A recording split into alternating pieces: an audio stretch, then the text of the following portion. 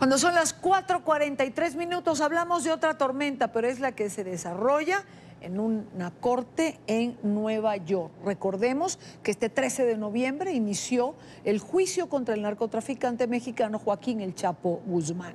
Extraditado en 2016, El Chapo enfrenta cargos por liderar el poderoso cartel de Sinaloa. Se le acusa de tráfico internacional de drogas, conspiración para asesinar rivales, lavado de dinero y posesión de armas. El Chapo Guzmán es considerado uno de los mayores narcotraficantes del mundo. Por supuesto, se ha declarado inocente.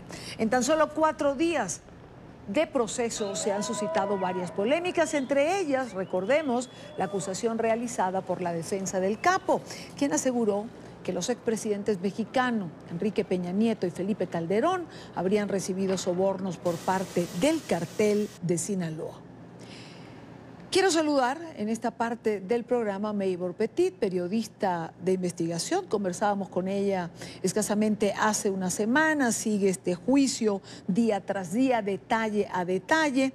Y cuando ingresé en su blog para ver qué había actualizado o qué había escrito, hay una frase por la que quiero comenzar. Primero, darte la bienvenida. Gracias por acompañarnos como siempre. Buena tarde para ti.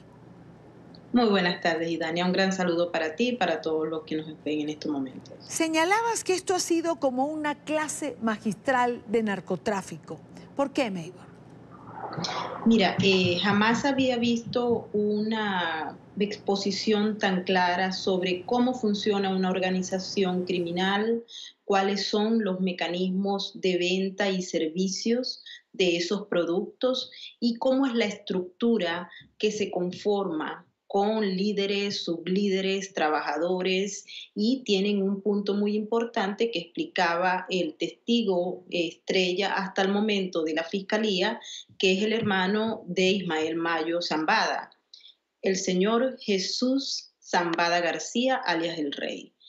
Manejaba todos los elementos relacionados, Idania, con la contabilidad de los clientes del cartel en los Estados Unidos. Y cuando te digo que dio una clase magistral es porque sencillamente para todos los que estábamos allí quedó claro que la organización del cartel de Sinaloa funciona como una gran empresa con varios departamentos y con presencia inclusive, según el testigo, en las altas esferas políticas de México y de otros países, porque no se ahorró en señalar que también había otros países involucrados en esta organización criminal. Que seguramente, me imagino, Maybor, con el paso de los días, se irá conociendo qué otros países y qué nivel de funcionarios en esos otros países permeó también esta empresa de narcotráfico.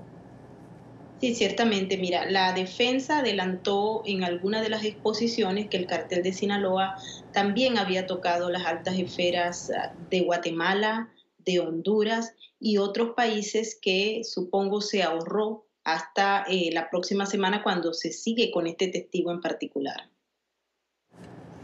Maybor, ¿cuántos testigos se presentaron esta semana? Esta semana solamente tuvimos oportunidad de escuchar 3 testigos, de los cuales el más importante y que ha tomado 2 audiencias es el Rey, Zambada García. Para la próxima semana probablemente vaya a tomar 2 días más del juicio este individuo por su posición importante en el cartel. Como te digo, él era el contador o se autodenominaba como tal y llevaba todo lo que era la parte logística en una de las bodegas del cartel de Sinaloa que están ubicadas en la Ciudad de México. Para los que a lo mejor no lo han escuchado, este individuo narcotraficante fue arrestado en el año 2008 y desde ese momento se declaró culpable y entró a colaborar con la Fiscalía de los Estados Unidos, y es por ello pues que está rindiendo testimonio en el juicio contra Joaquín El Chapo Guzmán. O sea, fue un hombre muy cercano al Chapo Guzmán. En este espacio, en este recinto, ¿qué tipo de contacto tiene, por ejemplo, este testigo de tanta importancia? Hoy en día, entiendo, es testigo protegido con el Chapo, por ejemplo. Mira, si lo más importante de esta comunicación en la sala es la gestualidad. La comunicación no verbal da mucha información definitivamente se conocía, uno lo puede apreciar. Y una de las cosas que me llamó muchísimo la atención, Idania, es que cuando este hombre informó al jurado que Joaquín El Chapo Guzmán era socio de su hermano Mayo Lambada y que Sí. los dos construyeron esa organización criminal, estaba mirando fijamente al Chapo y el Chapo en señal prácticamente de asentamiento miró hacia arriba en el techo y luego bajó la mirada. Son muchos datos, son muchos gestos que definitivamente nos llevaría mucho tiempo explicar, pero lo que sí se puede apreciar es que definitivamente estos dos individuos se conocían desde hace mucho tiempo. Eh, ¿Qué, qué rescatas de toda esta estructura criminal, todos estos departamentos de los que se habló, eh, lo correspondiente al soborno, por ejemplo, que implicó funcionarios y exfuncionarios de gobiernos mexicanos, expresidentes que salieron a decir que nunca habían tenido nada que ver, que esto era simplemente una manipulación de la defensa en el juicio, pero evidentemente queda sobre la mesa algo que, a decir de muchos en el propio México, tiene algo de cierto. Mira, en el testimonio se pudo escuchar algunos elementos que van a ser presentados dentro del marco de las evidencias, porque cuando una persona testifica ante el juez lo hace bajo juramento y buscando un beneficio, y esto es importante aclararlo, ¿no? En este caso le está buscando la disminución de su condena y la protección de su familia. Lo que significa que este individuo a la hora de hacer estas afirmaciones tenía que probarlas de alguna manera. Dijo que había pagado, por ejemplo, y a mí me llamó muchísimo la atención, un bono de $500,000 a el encargado de Interpol en México, aunque no dio nombres. También señaló que había una estructura que va desde la policía de caminos hasta los generales del alto mando. Es decir, que es una estructura completa dentro del poder para garantizar la protección de la droga, de la transportación y obviamente de los criminales. Y dijo claramente que había unas conexiones políticas muy importantes porque de lo contrario no funcionaría, entre los cuales destacó justamente la oficina de la Fiscalía General, que es un gran escándalo.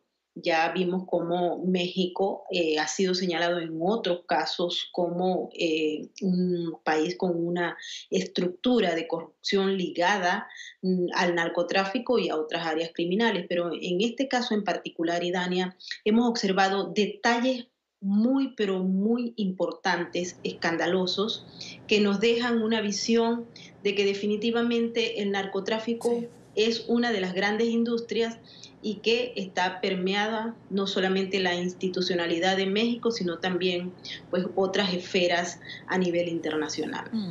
Mabel, cuando uno oye esta cantidad de detalles en el juicio, uno puede presumir que en este juicio pudiéramos llegar a ver citados como testigos a funcionarios de alto rango de gobiernos de México, por ejemplo.